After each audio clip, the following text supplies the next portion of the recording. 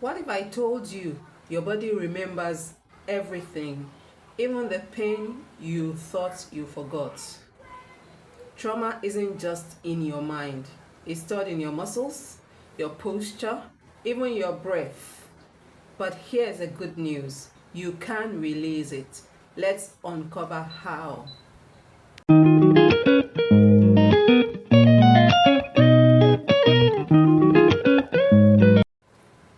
When our brains experience a shock, Bessel van der Kolk wrote that trauma comes back as a reaction and not a memory. This is because trauma literally causes malfunction in our declarative explicit memory system. Traumatic memories are not stored properly in our brains. They are stored in different parts of the body. And that is why you sometimes will feel pain, so many symptoms, bodily sensations, which I will go into as we go in this video. So stick with me till the end. Don't stop watching this video now. So your brain is the greatest supercomputer on earth, and like computers, they are vulnerable to damage. A virus can wreak havoc on your computer, and a shock or traumatic event can wreak havoc on your brain. And trauma isn't just in your head. Trauma leaves a lasting imprint on your body. It disrupts your memory storage processes and changes the way your brain works. And when left untreated, trauma can have a big impact on your future health. Trauma can lead to physical and emotional distress, which can lead to more serious health conditions such as heart attack, stroke, obesity, diabetes, and even cancer. Now, what are the symptoms of trauma trapped in the body? Physical symptoms include muscle tension, gastrointestinal issues, increased heart rate, shallow breathing, and impaired immune functioning, as well as emotional symptoms such as anxiety and irritability. Now, one thing I want to say about this trauma thing is sometimes the way that survivors of trauma behave is different from that of other people who have never experienced trauma. For instance, someone who was raped like 10 years ago by a guy wearing a red t-shirt or using a certain perfume. Once the person sees a guy looking the same way with the red t-shirt, the person is triggered because of that past memory. Everyone thought she had forgotten, but immediately she sees someone who looks like the person who abused her, wearing the same color of t-shirt and even smelling the same way, you will see him or her bolt. She will run for her dear life. That is what trauma does to you. That is what trauma does to us, to me too. And so you feel that it's gone, you feel you've forgotten, but it's still in your body, it's still trapped somewhere in your body. And in this video, I want to discuss how to release it from your body. Now, which part of the body is trauma usually stored? Trauma can be stored anywhere in the body, and for trauma survivors, it's most commonly held in the core of the body, in the core of your body, C-O-R-E, core of your body, the stomach, the abdomen and low back, as well as the upper torso, chest, and even the shoulders. So trauma can be stored anywhere. There's no specific place where trauma cannot be stored. How do you heal yourself from trauma? That is the big question, because we can't talk about trauma, the effects, the manifestations, the symptoms, and not talk about how to heal. How do you heal? Practicing effective self-care can help trauma survivors prioritize their needs and focus on recovery. How did I heal? I can only tell you my story. I healed by, number one, taking my trauma to God in prayers. I asked God to heal my emotional trauma, because at that point in time I had no one to turn to but God. And so I prayed, I told God, God, heal me of this trauma. This load is heavy on my shoulders. This weight is heavy on my shoulders. I cannot carry it alone. Help me. And Matthew 11:28 says his burden is light and we should come to him. So I took my burden to Christ and he healed me. Secondly, I practiced mindfulness exercises. I began to self-reflect. I began to be mindful of things. I was always I will be always engrossed in the moment. I tried to be mindful a lot. Also, I took care of my body, drank a lot of water. I ate healthy too. I slept well too. I also hanged out in nature. I also took walks as my own form of exercise. I walk a lot.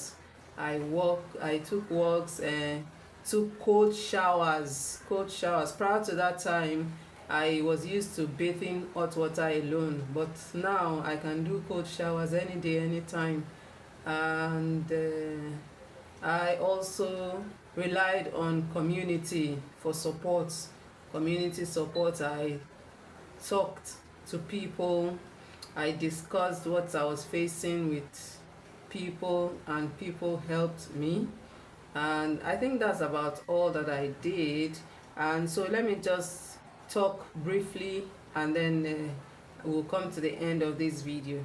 Now, these activities can appear different for everyone, but center around self-love and compassion. Yes, I forgot to mention that I began to love myself just the way God loves me. Because in Jeremiah 31 verse 3 it says, I have loved you with an everlasting love. And so I keyed into the love of God for me. I keyed into his compassion for me, his mercy, his grace. I keyed into all that. I enveloped myself with the love of Jehovah, because I know that his love never fails. The love of man can fail, but the love of God never ever fails. And so my healing may be different from yours, and so that's why I just want to talk general too, aside from talking from my own personal experience. So healthy examples include, for healing, healthy examples include taking a long bath, listening to music. Yes, I do that one even till today. Listening to music, eating a yummy meal, or watching your favorite movie. Do things that light you up. Do things that make you happy. You know, you survived violence of the highest order. And so now be your own greatest cheerleader. Be your own greatest ally. Love yourself. Do things that make you happy. Do things that make you feel high. Yes. Okay, so having said that, let me quickly talk about the stages of emotional healing. The 7 stages of emotional healing. The stages of emotional healing can be broken into 7 stages. The first stage is awareness. And so awareness is that point where you become aware of what has happened to you and your eyes open to the fact that yes, I'm facing emotional trauma. That is the first step, awareness. The second step is acknowledgement. Acknowledgement comes in when you no longer live in denial, because you might be aware and still be living in denial, but with acknowledgement you have acknowledged it, that yes, I have this thing, I have emotional trauma, and you have acknowledged it. Third step is acceptance. It's still in the mood of not denying. You have accepted that yes, I have emotional trauma and I must work towards healing myself out of this situation. Okay, then the next step is feeling the pain. Feeling the pain. So if you feel the pain of the emotional trauma, the pain is intense. It's intense, I won't lie. It's not something I wish my enemy faced, but you will feel the pain because it is part of healing. If you don't go through that, you will not get the healing that you so much desire. So After feeling the pain, you go on to grieving. Grieving is the next step. So you go on to grieving. You grieve the situation, grieve what happened to you. You just grieve basically. And then the next step is forgiveness. You forgive yourself, you forgive your abuser, you forgive everybody. Some people even will say they have to forgive God, because why did God allow it to happen to them? I know that pain can cause us to do so many things we are not supposed to do.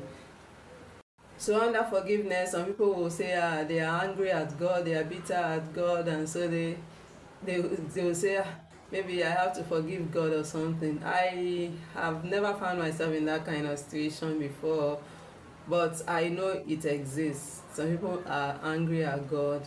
So this moment, this stage of forgiveness is when you forgive everybody involved in the saga, and even yourself. In fact, you have to find a way to forgive yourself, because you might be telling yourself, I must have been very daft to have allowed this to happen to me, to have allowed that to happen to me, to have allowed the abuse to go on for so long. Forgive yourself. It is in the past. Let it stay in the past.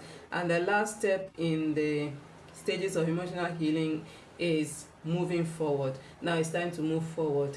Yes, stop the sub stories and pity partying. It's time to move forward. Don't let what happened to you in the past be your identity. Move on. There are many things ahead of you that you can do with your life in spite of whatever it is that has happened to you. So move forward. That's the last step in the 7 stages of healing. So the 7 stages of healing are awareness, acknowledgement, acceptance, feeling the pain, grieving, forgiveness, and moving forward. So signs of emotional healing include increased self-awareness. When you start healing emotionally, you will become much more aware as a person, and then you will have improved relationships with people, and then you have greater resilience. You will not give up easily. You will be able to bounce back even after any traumatic event. And then you have improved physical health, less physical pain. If you've been watching this channel, you know I dropped 2 videos actually. There is one on the signs that you are healing emotionally, and there is one on the signs that you are healing from narcissistic abuse. Go ahead and watch those videos as well. They will help you. If you found this video helpful, don't forget to subscribe to this channel and also share this video with a friend.